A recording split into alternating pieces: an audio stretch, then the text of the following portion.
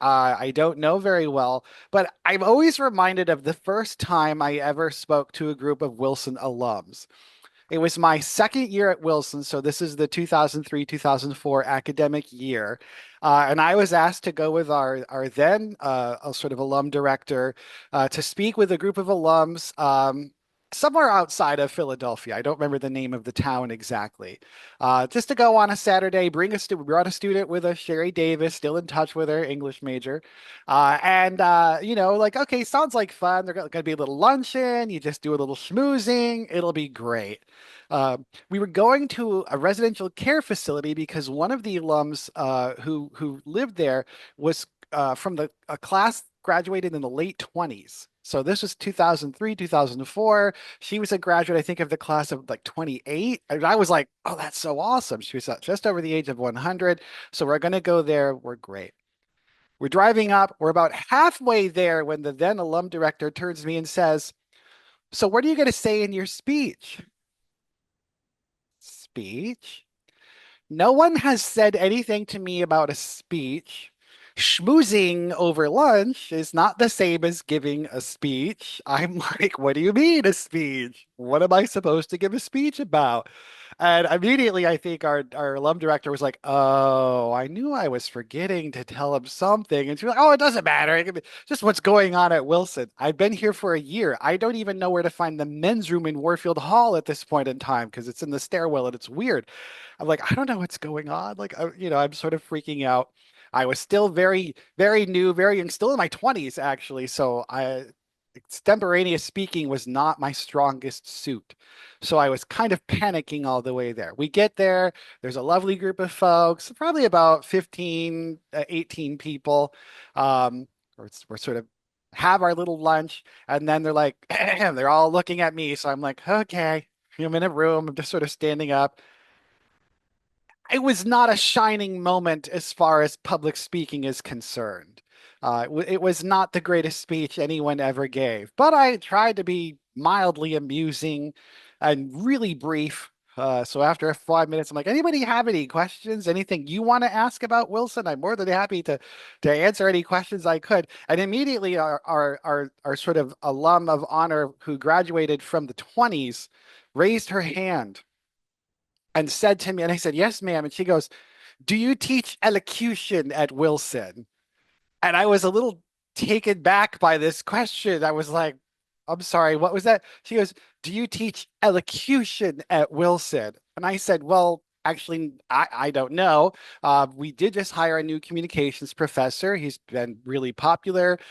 Students seem to really like him. And he's the one who teaches our classes in public speaking. And so she goes, so just to clarify, you yourself do not teach elocution at Wilson. I said, no, ma'am, I don't. And she goes, good. Which I thought was awesome. And I was like, okay, moving on. We should slay, right? So after a few more questions, the alum organizer comes up to me. She goes, I am so sorry about that. I'm like, are you kidding? I'm going to be telling that story for the next 25 years, and here I am sharing that with you all. But that's what I learned. Wilson alums do not mess around, which is one of the things I love about them. But yes, it was great. So I've gotten a little better about when I'm asked to speak to people or to meet with you all, what exactly is expected of me. No more surprise speeches if we could avoid that. I love that. It was great. But this was actually really kind of fun for me because this year marks my 30th year of teaching college. And I'm only 41. But I mean, it's crazy to me, 30 years. But I remember the end of my first year at Wilson. I had just finished my PhD at the University of Rhode Island when I took the job at Wilson. So I'm, fresh-faced and brand new. I had been taught at URI, but this was my first time as a full-time faculty member. And I hoped I was doing a decent job, just trying to sort of fumble my way through everything and figure out where the Sheets is located in town, and where do I buy coffee? I mean, you're just trying to get some of the basics down pat. And Wilson assigns faculty a mentor, usually sort of at the end of their first semester or start of their second semester. But no one told me that I had been assigned a mentor. My mentor was supposed to tell me, but she did not. But my mentor was a name I think many of you may know. It was Gunlog Anderson, the amazing, wonderful Gunlog Anderson. I miss her so much.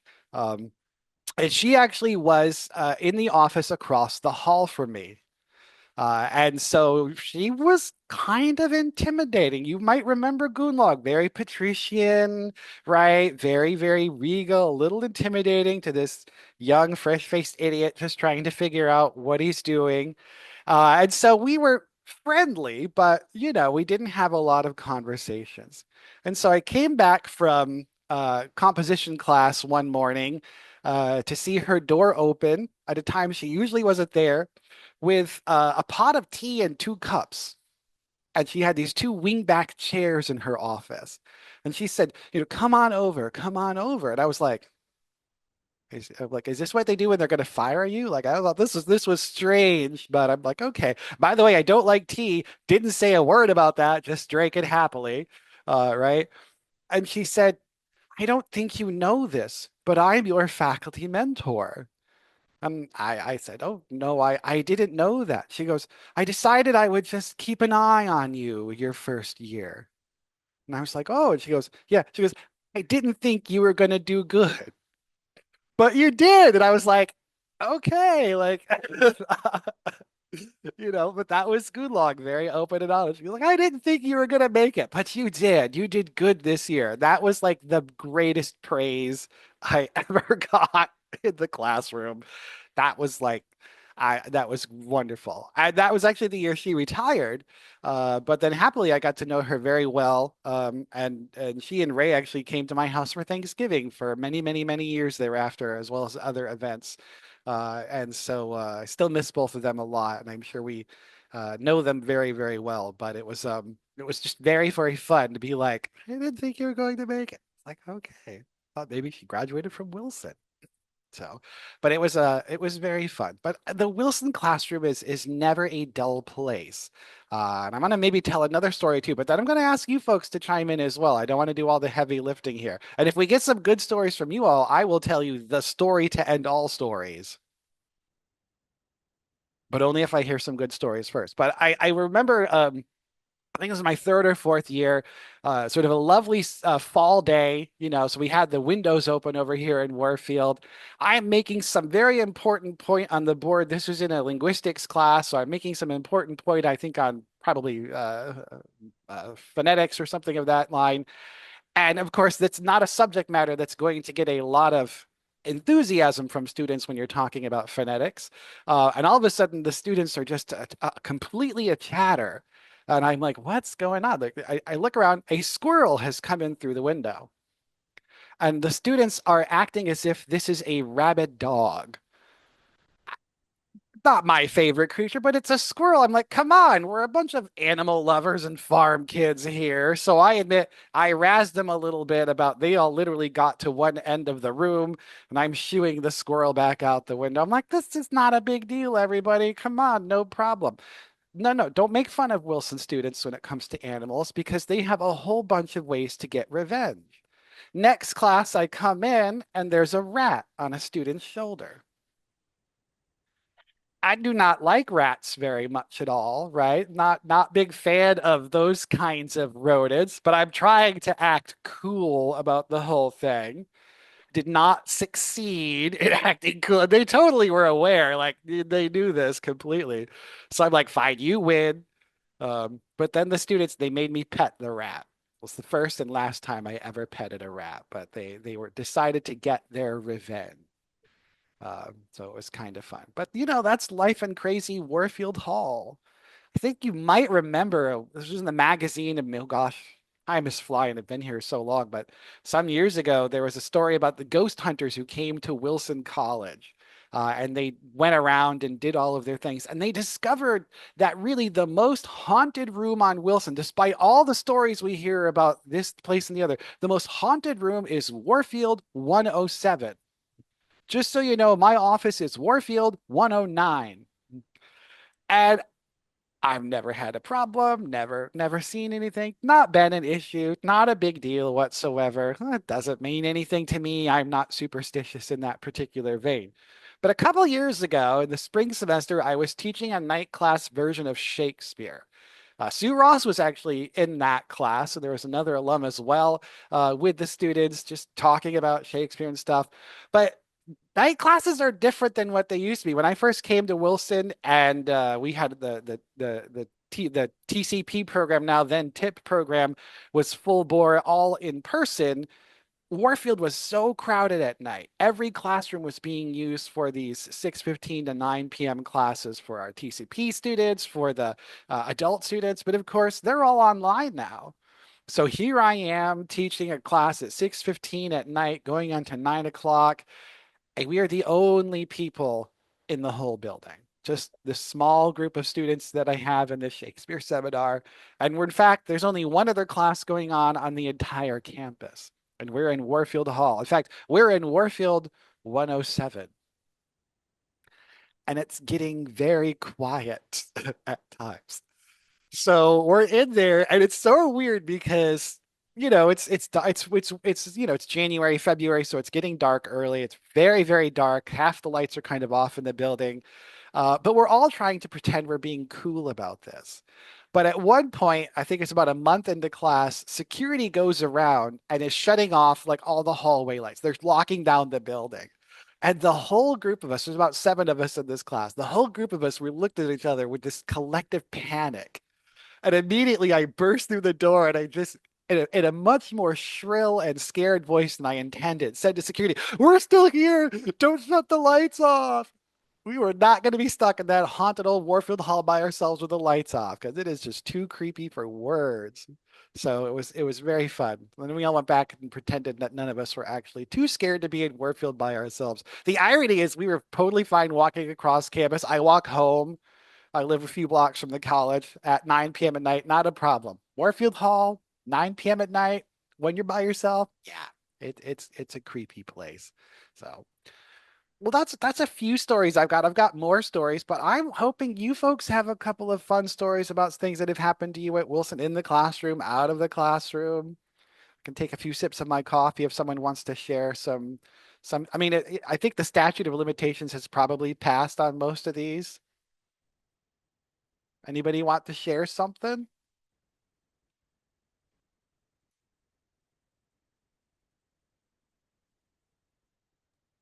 My gosh, it's just like teaching Yeah, our current this is students.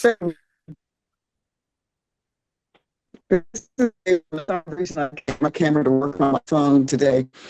But one of my favorite stories from being at Wilson, my English teacher, Dr. Gallagher, just professionally called us, by our last names, Miss Green, Mrs. Nixon, and that he would look right at me and say, uh, uh, what's your name again? And the students would yell, so we're not telling you, you should know her last name because my last name was like the college. Hi, this is Beth Ashby Mitchell, and mine isn't a particularly funny story. It's a serious story, sort of, Serious but stories are it's great one too. that stayed with me forever. Um, when I got to Wilson in the fall of '65, we had um, the hourlies for midterms and, of course, the blue books. Most of the kids in the class hadn't had them. And I know I was concerned. But Nina Fry bounced in wearing a sweatshirt, uh, casual as all get out. It probably was Snoopy. And she looked at us and she said, "Girls, you know everything that's on this test. It's just in a slightly different version." And I have used that story with all kinds of people over the years, and most recently with a young friend who's pursuing his PhD in biostatistics. And he had this 4 day take home, and I kept saying to him, "Quinn, you know this material. It's just in a different format." And I'm just forever grateful to Nina for having done that for us. That is great advice. Love to hear about some of the traditions we've done over the years, what they were, how they were like back when you were here. I remember, obviously I remember so many so fondly, and they have changed. Senior night, of course, decorating the faculty offices was always interesting. I never knew what I was going to get. I remember one year, I was teaching a course in contemporary gay and lesbian literature, and some students decided to wallpaper my office with poetry and pictures. Which sounds really nice until you realize the pictures came from magazines they should not have had their hands on. And I was like, whoa. But my favorite that they ever did in my office, because as for those who don't know, my specialty in my doctoral program was British medieval and Renaissance literature. I was teaching a Chaucer seminar one spring semester, and the students in that class decided to turn my office into the Tabard Inn, which was where all of the pilgrims start off on. So they got these giant cutouts of the pilgrims based on block printings, had them on one wall, sort of making their way to progress. They had actually decorated all there. I still have some of the decorations up, although most have faded over the year. They put all these sort of accoutrements out to make everything look like a barn, like it was set up in the inn. It was really amazing, except they brought in an actual bale of hay from the equestrian center to look as if it was something that was part of the Tabard Inn. Like there's a little sort of a really big sort of cutout of a horse there eating the hay. But it had poured rain the night they were doing this. So there was a giant bale of wet hay in my office. And wet hay, for those of you who live in a city, does not smell particularly appealing when it's been cut up. It smells moldy and gross. And so for the next 3 months, my office smelled like wet hay. And so to this day, when I happen to see one of those students, I'm like, thanks for giving me a moldy office. But I still never forgot what that looked like. I'd love to hear stories about sort of what that might have been like when you were here, or how that might have been different that last night before classes, or before the last day of classes. I have a couple funny Ray Anderson stories. Awesome. I was his work study assistant for my entire time at Wilson, and he used more whiteout than any other person I have ever met. Like he would make Xerox copies and wanted them to look nice, so he'd white out all around it. And so for senior night, I started planning very early and started collecting every white sheet, white piece of fabric I could keep get my hands on. And I carted them all up to his office on the third floor on senior night and draped his entire outfit office in uh, white sheets with a sign on the door that said, "Due to excessive copier use, this office has been whited out." And he made poor Gunlog walk all the way up the stairs to see it, but uh, I was very pleased with that outcome. That's a Um, good one. yeah. Uh, and then there was the time, I mean, this isn't really student, this is just Ray, but he had his son worked for Nokia for a long time. And so he had his son on his cell phone, Nokia cell phone, and he was like, "Oh, you need to talk to your mom." And he dialed Gunlog's office downstairs on his work phone and put the two together like they could actually hear each other. It did not work, but it was amusing to watch him try. Ray was amazing. And yes, the very definition of absent-minded professor. Brilliance, brilliance, and yet very likely he would sit down and then fall right off the chair or through the Yep. window, as once actually happened. Yes, that's Ray. I miss him a great deal. Me too. He taught me so much. Maria, I have to ask, are you who did your senior thesis on the jewelry of Wilson College? That's me. Yeah. You, I just had to get that out of the library last week because I received a ring for the Ring It Forward program that I've never seen before. Is that the one Mary Beth sent me a Yep, picture of and it's said, still yes, I, it's still a mystery. Raise your yeah. hand if you want to see it. I'll gladly show everybody if someone can help me tell me if this was ever a ring that has ever. I'd love to see it. Yeah, yeah. We're having our QVC moment, which is Right? great. I know. But I feel terrible. I've talked to the alum because I'm like, did she send me the wrong ring? We'll see how close I can get it here to the, but it's Pull it not, away just a little bit. what's that? Pull Is it it, away just a little bit. Yeah. Mm. it's not our seal, and it says in Latin, um, respice or respice finium. I'm not going to say that right, but it's to the end is what that means. So, and she was a sociology major. I didn't know if it was something to do with the major or anything, but I enjoyed reading your thesis, by the way. Oh, I hope it still holds up. I don't know. I'm Yeah, pretty it My was sure really ring, cool. everything has aged. I received a ring from the Ring It Forward program. This is Rochelle. Oh, And you of did? my camera's off because I'm under the weather unexpectedly, but to join. And my ring is very similar to that though. So Really? yeah, but it is our seal on my ring, but Okay. it looks like that Yes, from I've seen the gold. I've seen the small gold ones with our seal on it, but mm-hmm. not this one. The mystery continues. It's always good to, I mean, it's always good to have mysteries, right? It's At fun. Wilson College. Yeah. I learned that the hard way as a teacher, although this story is not set at Wilson, but my very first solo teaching adventure, my first semester as a master student, I was a teaching assistant. So first semester, I actually worked with a faculty member. Second semester, I'm on my own, teaching completely independently in the classroom. This was at Marshall University.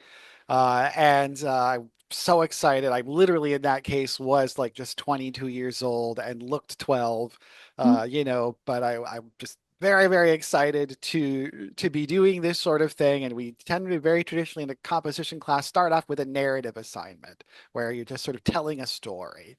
And I thought it would be really cool to have the students kind of share some of their story in the drafting phase, sort of read some out loud. I've always thought when you're drafting, reading your work out loud is a great editing technique. I thought, let me share some of that. And back in the day, I was very Socratic in that I just called on people. If you're in the classroom, everyone's going to participate no matter what. I'm just going to call on somebody to share. Hadn't really gotten to know the students too well yet. So we have our drafts, and I call on this young man and I say, I'd like you to share and read some of your narrative for us. And he looked very taken aback by this. And I'm like, no, no, everyone's going to do it. And, we're all going to be part of this. So just read me some of your narrative. So he gets up and he's like, well, this is the story about the time I went to prison for manslaughter. And I'm like, oh, this is just taking a turn I was not remotely expecting whatsoever. And then I'm like, well, you're gonna get an A no matter what, right? Like I'm like, oh, this is not good. Like very serious moment. I thankfully kind of only was asking for a paragraph, so it didn't last too long. And of course, right then I should have realized this is not, this is not good. But I'm let's keep to it. So I call on a young woman to talk about it next. And she's like, this is about my summer job as a stripper. And I'm like, okay, okay. Never doing that again. Never ever. Next time I taught the class, we did literacy narrative, which was a story about reading or writing in an attempt to try not to get into so much trouble and learn that when it comes to sharing their work, volunteers are always a good thing in that regard. I always tell my writers, good writers are courageous, but you don't have to like. I get where how far that goes. But yes, that was very eye-opening. I'm like, okay, that's great. But it's not the craziest thing that's ever happened in a classroom by far. My favorite sort of like, oh gosh, I'm in so much trouble now. Why do these things kind of happen to me? And this was actually when I was just finishing my doctoral program at University of Rhode Island. I was teaching a seminar in medieval and Renaissance British literature, big class of about 30 students.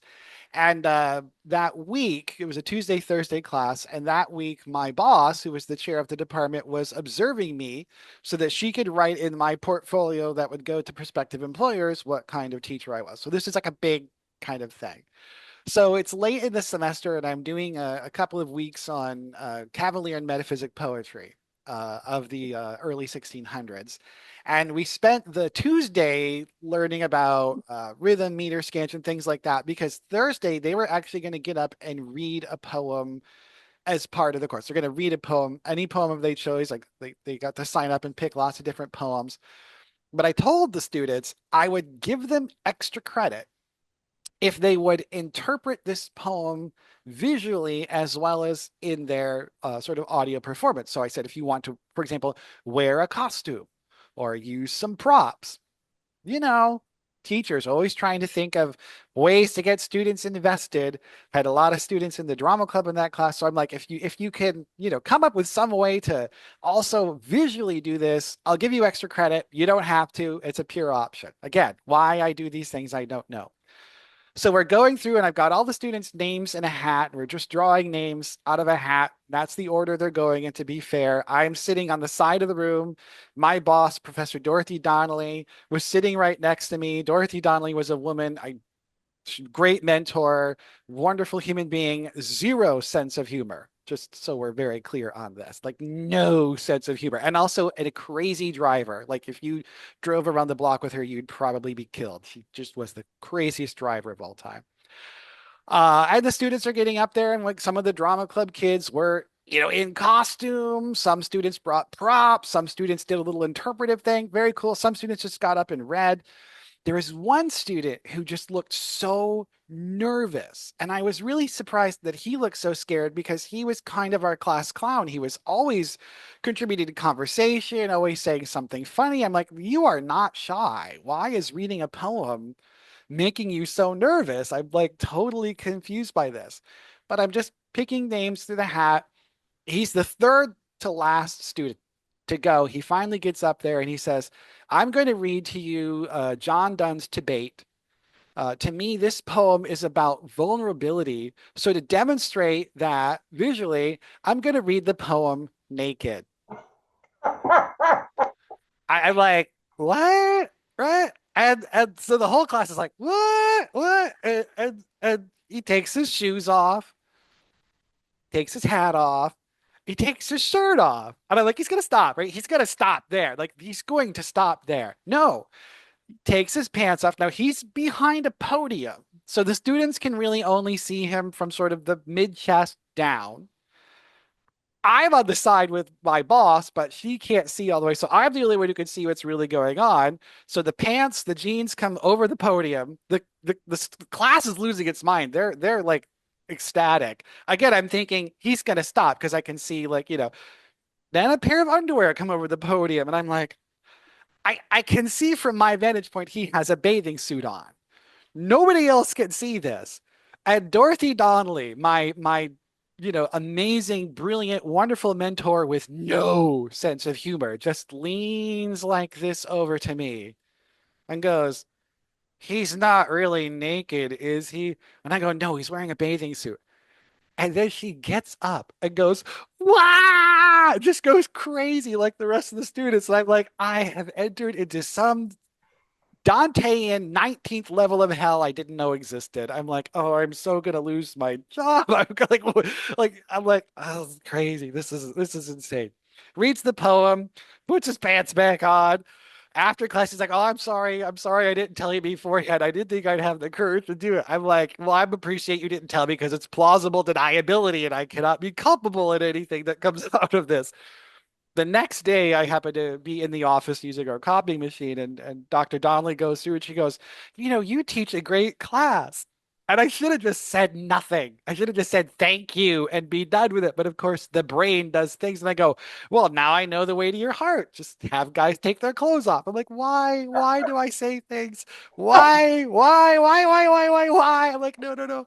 But thankfully she laughed at that, which was great. And again, I never did that assignment again, ever. Like, nope, nope, nope, nope.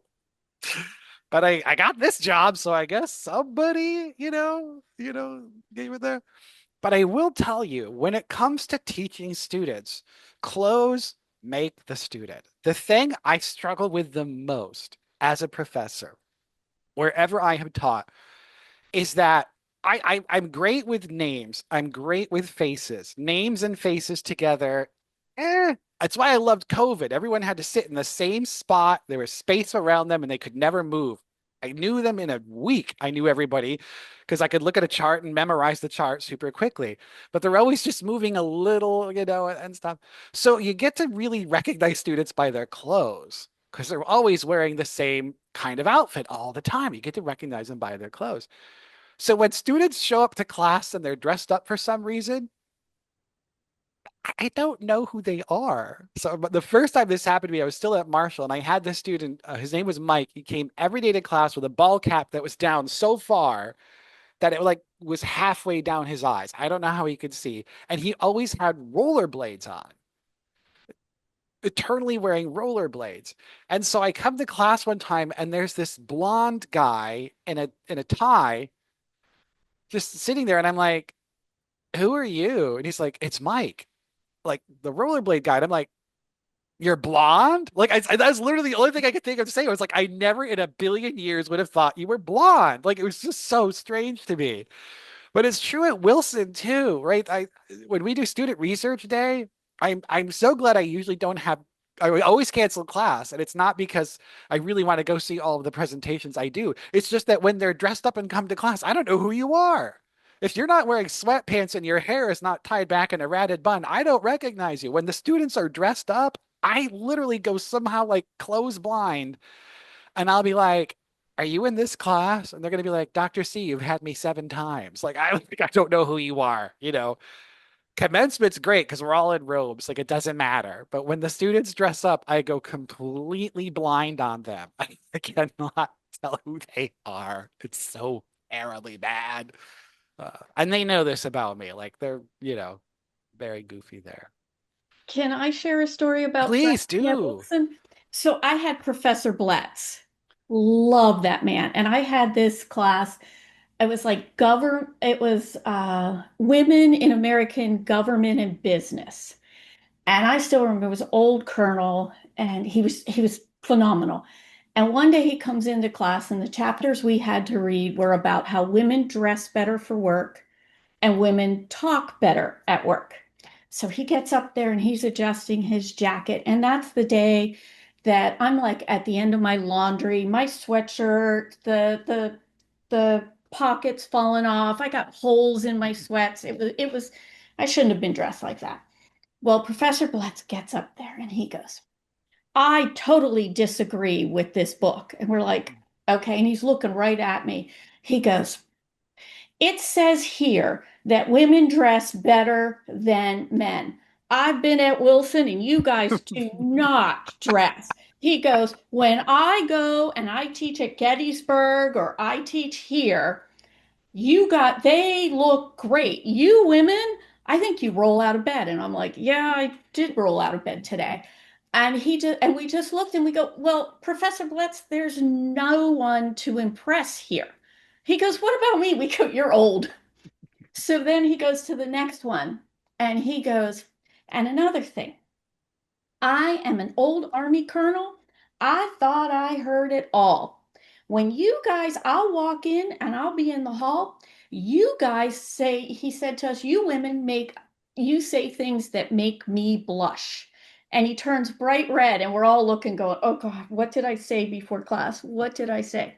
The next class, we all came. We didn't even plan it. We were all in heels. We had our skirts. We had her dress. We're like, we can dress better. We choose not to.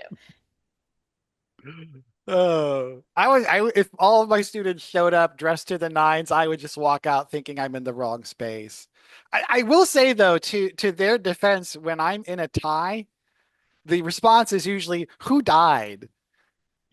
Which, to be fair, oftentimes, like, I'm like, yeah, I actually am going to a funeral after class. Like, I mean, it's not uncommon that actually is the case because I'm not a super dressed up person myself. Uh, but yeah, it's funny. Wilson women have always been just, I'm going to be comfortable in class. I mean, we get a lot of students coming from the barn. I mean, there used to be so much equestrian gear, which we don't have as often. Teaching at other institutions, it usually is the students dress well for about 2 weeks. And then it's the sweatpants and rolling out of bed, which is fun. But what I find really unique about Wilson women is not what they wear in the classroom, it's what they eat in the classroom. I mean, there is like Warfield Hall is turned into a smorgasbord sometimes. My favorite was a particular student who came to night class. It was the linguistics class, one of our tip students who always brought the same meal to class. She will love to sit in the front row and always pulled out a raw onion and tomato watercress sandwich. And the smell. I mean, my eyes were watering because the onion is so overpowering. And she's just eating this like 3 feet away from me. And after the fourth week, I just said, yes, before class, I said, Stephanie, I'm like, you're an amazing student. And I'm so happy you're in this class. And you're going to eat that sandwich in the back corner and not come to the front row until you're done because I can't stand the smell. Like, it's just killing me. And that's so funny. The rest of the class was like, yay. She's like, I just like my onion sandwiches. But my very favorite was another night class. Um, Another commuter student who came in and was like, "Oh gosh, Dr. C, I'm so sorry. I didn't have a time to grab my dinner. Is it okay if I eat my dinner at the beginning of class?" And I'm like, "Oh yeah." I mean, I at this point in time, like nothing phases me whatsoever. I'm like, "Yeah." And I remember vividly, this was the class after we came back from the late November break for the Thanksgiving holiday. So I'm like, "Yeah, yeah, sure, no problem. That's fine." I'm like, you're just gonna have a peanut butter sandwich or something, right? So I use the restroom right before class. I come back. She's pulling out her eighth Tupperware. She has brought all of the Thanksgiving leftovers, turkey, stuffing, mashed potatoes, green beans, gravy, like the whole smorgasbord spread. I'm like, what are you doing? She goes, well, this is what we had in the house. And so the whole class participated in this little Thanksgiving feast that we had. It was like the days of yore when they would have those spreads back in the teens and 20s back in the day, and they would get together in one of the residence halls and everyone just pool their food resources together. She had so much leftovers that everyone was having a bit of a nosh. So instead of learning about the sort of the shifting movements of English in the American West, we were eating leftover Thanksgiving food and telling Thanksgiving stories.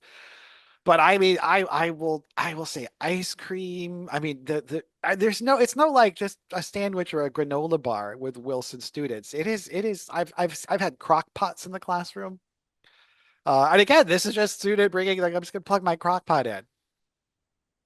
That's really cool. I will say no one has tried to open like a bottle of alcohol, which is good. I did see that at another institution, and I'm like, you can't you can't have wine here. Like you can't do that. But yeah, it's fun. But I get it. If you're eating in the cafeteria for every meal, it does get a little tedious after a while. So sometimes you just have to bring something else in, and sometimes it's Chick-fil-A, sometimes it's Sheets, and sometimes it's everything in your fridge all combined together in one. But yeah, Wilson food is fun. But it is fun. Of course, you also get the kids in the classroom. Yeah. And I learned very quickly on, doesn't phase me whatsoever. They're usually incredibly well behaved to being in there. But my very favorite time this happened, a student, this was in my sort of second or third year here at Wilson. I was teaching a seminar in gay and lesbian literature, and we had been reading Lillian Fodderman, who's a theorist.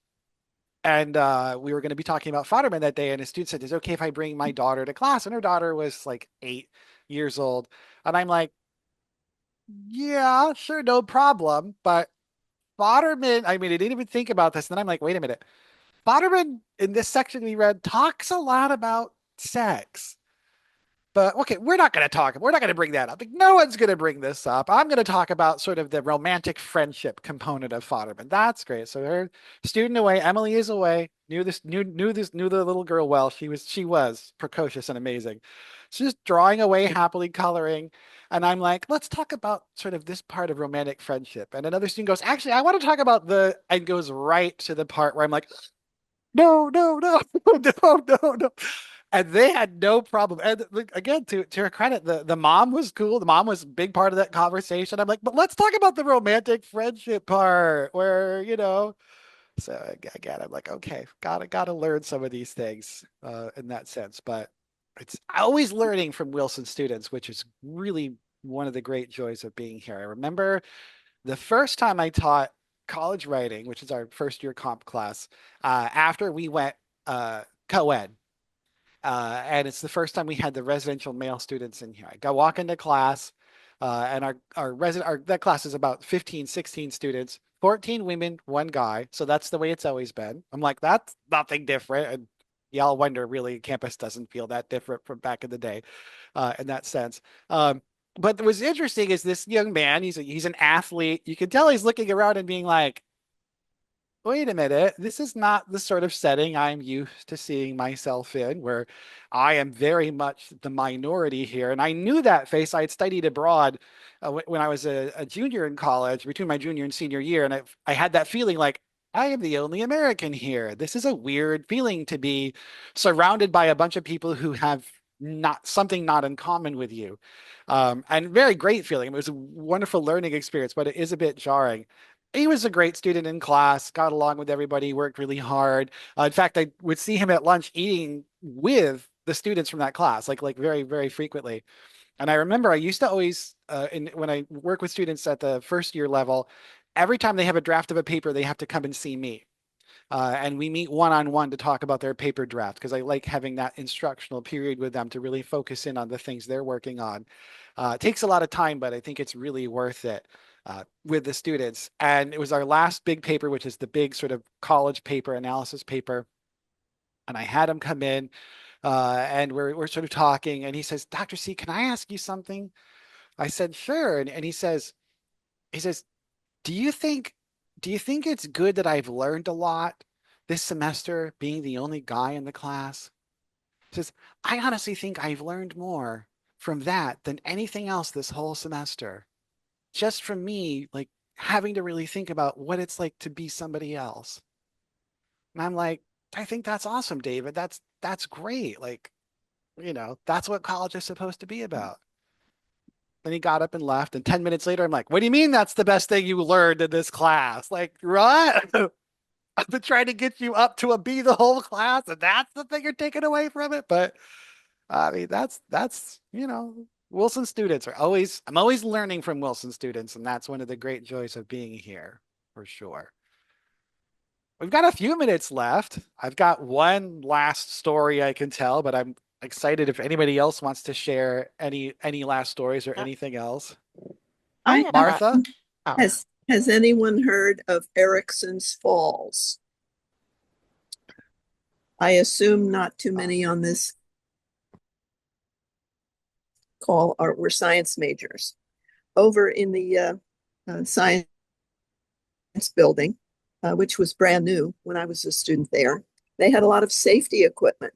They had eye wash stations if you should get a chemical in your eye, or they had a shower if you happen to get splattered with something, which would be toxic or caustic or something.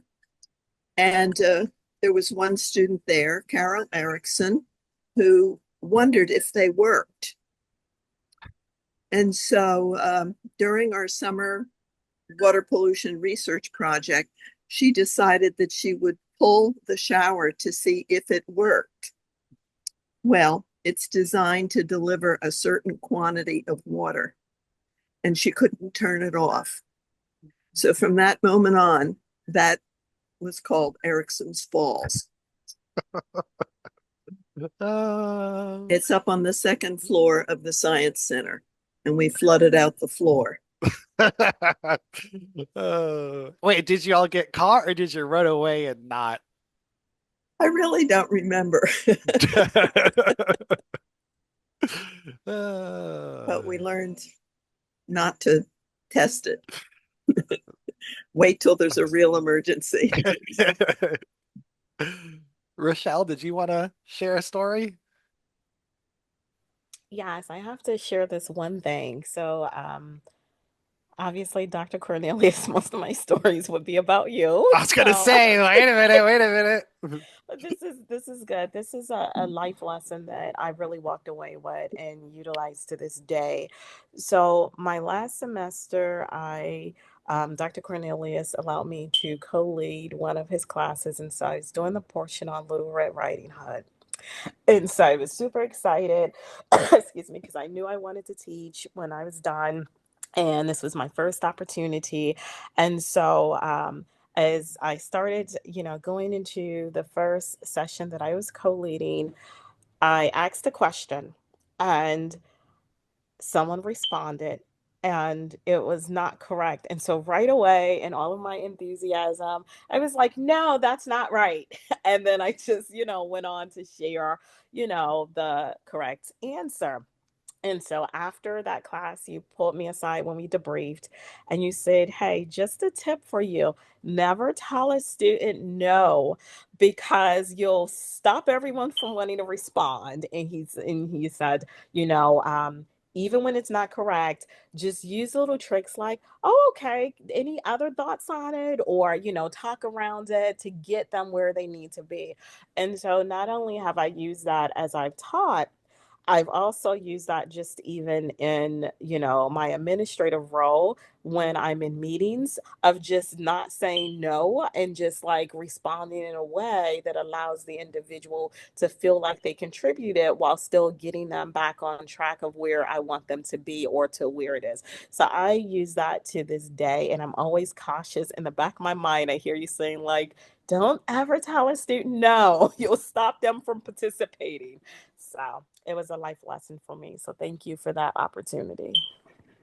I always say when a professor says that's an interesting way of looking at it, in their mind they're saying heck no, but Yes. So well, we're just about out of time, and sadly, I have a 1 o'clock meeting. I can't hang out with you all afternoon, so I'll get to my last story, which really relates to the strangest piece of advice I give to all new faculty I mentor. Um, but I will warn you all, this one's a bit gross, just so you know. So if you have a delicate constitution, you might want to mute me now. But one thing I always say to new faculty is, what are you going to do if you have to suddenly leave the classroom? This is something you should think about, which I learned the hard way. So in 2018, right when we're getting ready, right about this time of year, right when the fall semester is getting started, my other half comes home the Friday before classes, sick as a dog from work. And I'm like, oh, I'm going to get this. And classes start on Monday. Like, oh, come on. I'm doing my best to avoid him. I'm doing my best to wash my hands. I'm trying everything I can. But when you're with somebody, like it's not you're gonna get sick. I mean, and he was sick as this is not a cold. This was sick as a dog kind of sick. And at that particular fall semester, I was teaching two classes in our graduate program, which were night classes, and the linguistics class, which was a late Monday, Wednesday class. So Monday, I'm okay.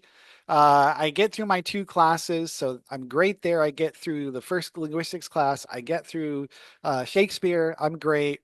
By Tuesday, I am not really feeling well at all. By Wednesday, I'm just really sick, really sick.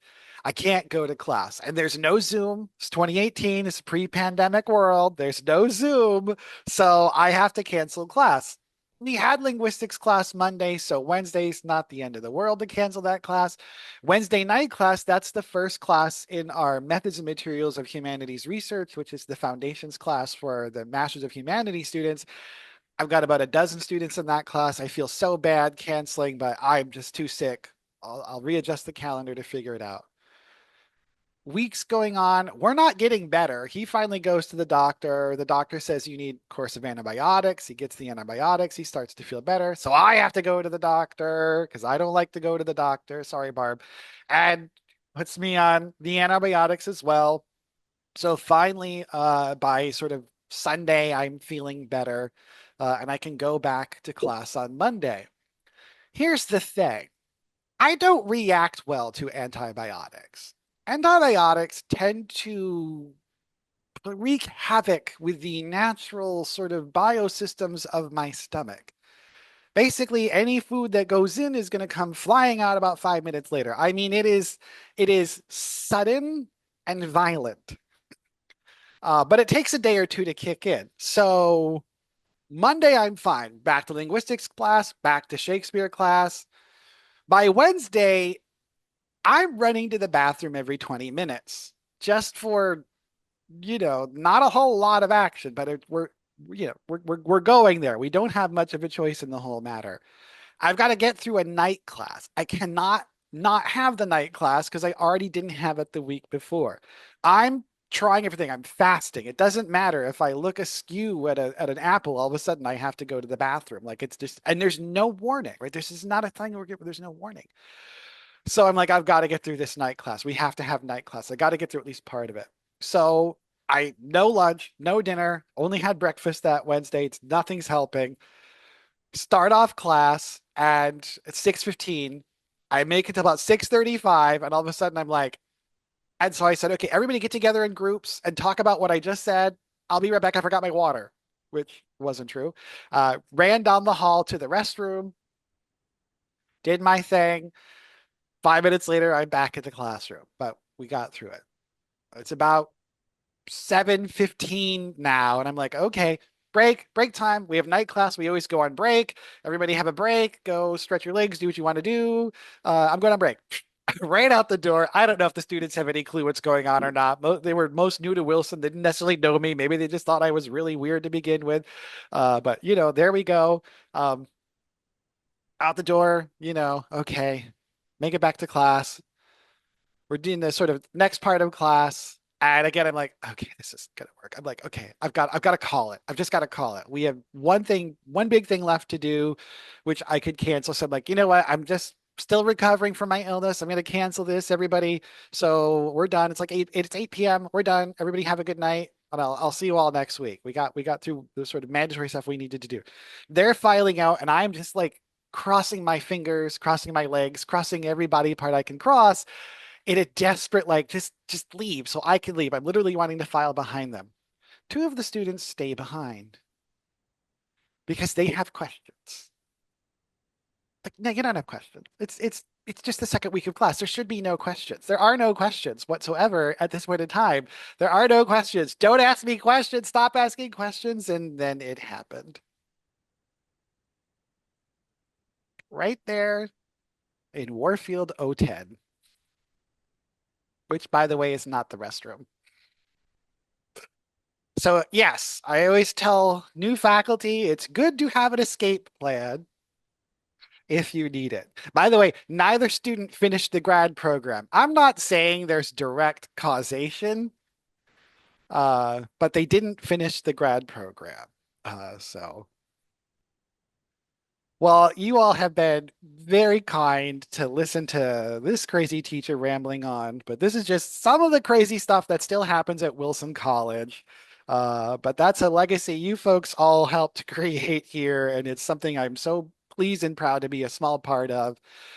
Next time we all get together, though, I want to hear about your embarrassing stories so that I can Yeah, I enjoy feel that like as we owe well. you. We owe you after that one. So thank you. I wish you lots of luck in the new semester. And thank you for spending the afternoon with us. And this has been fun.